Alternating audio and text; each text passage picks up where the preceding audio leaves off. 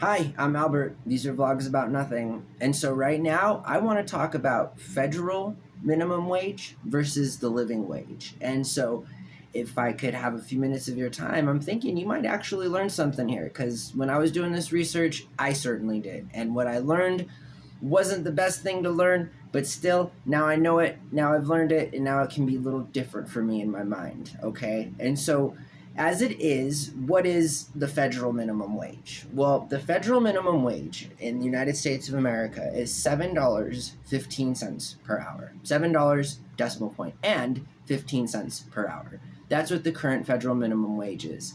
This is a minimum wage that has not risen in more than 20 years. So if you're under the age of 20 and happen to stumble upon this video, federal minimum wage has definitely not risen in your lifetime. And that's a problem for many of us because inflation is an ongoing, perpetual, annual, daily event that occurs, and it can make things worth less. It can make money worth less. It can make some items that cost less cost more.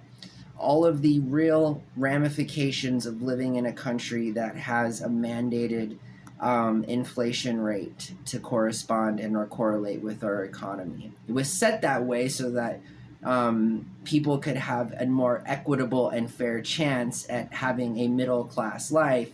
But in 2024, here we are, talking about how the federal minimum wage has not risen in more than 2 decades and how just inadequate it is. Now let's keep this in mind. I told you earlier I even learned some stuff when I was doing some research, which I do all the time, and I learn all these really cool things that I get to then talk to you guys about because that's why I like making the videos. But the FLSA is the Fair Labor Standard Act, and it is a required document that is upheld in court that dictates the federal minimum wage. However, if some companies do not fall under the purview of the FLSA because their companies aren't big enough or they fit into a different category, although labor is labor, and I'm not sure what kind of category would exclude labor from other labor, but this is America, and just follow me here.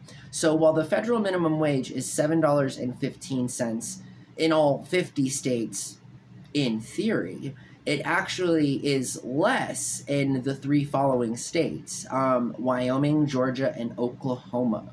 So out of the 50 states in the union, Wyoming, Georgia, and Oklahoma pay their employees a minimum wage of just $5.15 an hour. If their company does not fall under the purview and or requirements or regulation of the FLSA. And also in Oklahoma, and this just kind of did it for me, and I was kind of like, oh, I think I'm done doing research, because as much as I love Oklahoma, you know, I've been to Oklahoma. I mean, just to throw this out there, I've been to Oklahoma more than once, specifically Oklahoma City and Lawton, Oklahoma. In Lawton because of Cameron University, which is this college, a 2-year college, a JUCO, a junior college, and it is actually responsible for one of the largest and most sought after speech and debate camps for high school students in the country every year. And so I've been to Lawton. I love Lawton. God, Cameron University is one of the best places I've ever been able to spend summers at. I mean, I remember I had a cool roommate. His name was Jared.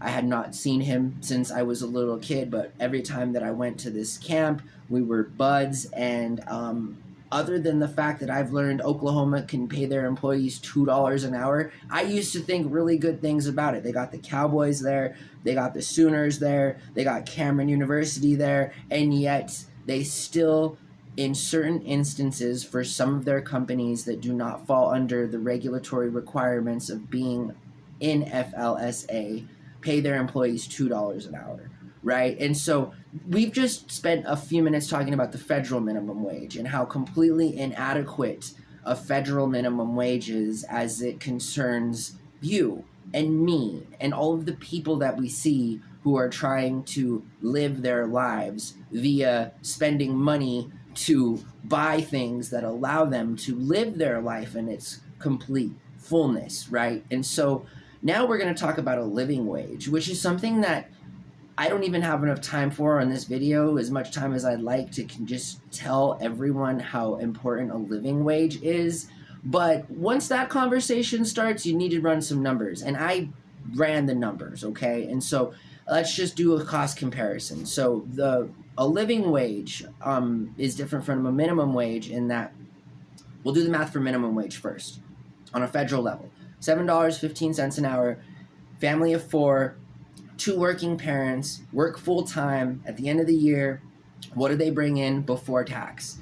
$27,840 is the answer to that question. That is pre-tax. And again, that is for 2 working adults taking care of 2 children, earning $27,000 a year. Let's compare that to what it actually costs in terms of a livable wage to raise a family of 4 while maintaining both parents work full-time. And you'll quickly see that $7.15 falls very short of $25.02 an hour, which is, again, according to the people who do this kind of research, and I encourage you to check in the links in the description below just to see where I'm getting this stuff from, but $25.02 as of 2023 was the living wage required for 2 working adults taking care of 2 children to live a comfortable life, to have enough money for food, to have enough money for housing, to have enough money for a small amount of recreation and other bills, utilities, and or costs, taxes associated with that money. Okay, at $25.02 an hour with 2 working adults working full-time, taking care of 2 children, the amount then comes to $226,886.00. So if we subtract $226,886 from $27,840, we're left with the staggering $199,046 short. So the family of 4 living on federal minimum wage is literally short almost $200,000 each year, even after working full-time, just to take care of their family, their children, and the bills that are required that come along with those children. And so that is a pretty big gap. $25.02 as compared to $7.15 is astronomical. I mean, it's literally more than 3 times the amount that is given to people who need it, right? And so I guess you could either have less kids and just go to work, maybe not even get married, or get married and choose not to have children and still be stuck with only $27,000 per year to take care of you and your partner, all right? None of those sound like good, viable options for a life here in America. And I would argue anywhere over the world, but as far as I'm concerned, here in this country at the moment right now.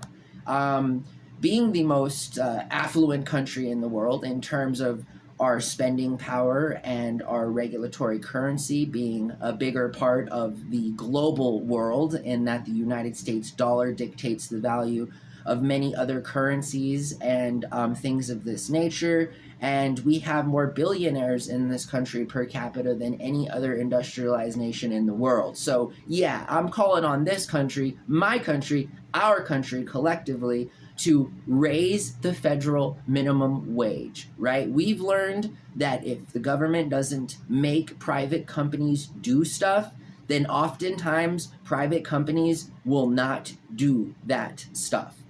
Not unless they're made to. And again, a big policy change that is nonpartisan, that strictly relates to being a constituent here in America, is the fact that our government has not and will not raise the federal minimum wage to a living wage. Not just an increase in the federal minimum wage, but I would demand a living wage. And if that living wage isn't met, then again, other governmental activities and or organizations need to foot the bill when it comes to housing, healthcare, food, basic food. Again, just things like this, and that's all that I'm saying. So you can imagine, if you're watching this video, you got a partner, you got 2 kids, that if you're not making $226,000 a year, you are not making a living wage. And again, that's a problem, because our first and foremost concern here in the United States, especially as it concerns families, should be to make sure they have enough money to live their life in comfort, not excess. I have never advocated for excess. It's not healthy to have a large group of people that are so very wealthy. I guess unless everybody's that wealthy. But if not, then it is more important to make sure that those of us who have less have at least an opportunity to live a comfortable and stress-free life. It costs money to get sick. It costs money to be depressed. It costs money to not have a job. It costs money, and instead of paying the high costs of things we choose to pay that lead us to no results, I'd argue that money could better much be spent on programs and on actual human being beneficial programs, right? And again, making a living wage is just something I think is common sense for a country of such wealth and privilege. And that's all. So the next time somebody asks you what your opinion on on a minimum wage is, we can just kindly remind them that the federal minimum wage is probably a discussion we shouldn't be having so much as the conversation and as it leads to when we're talking about a living wage, not a minimum wage, but a living wage. That's what we want. We want a living wage, not a minimum wage.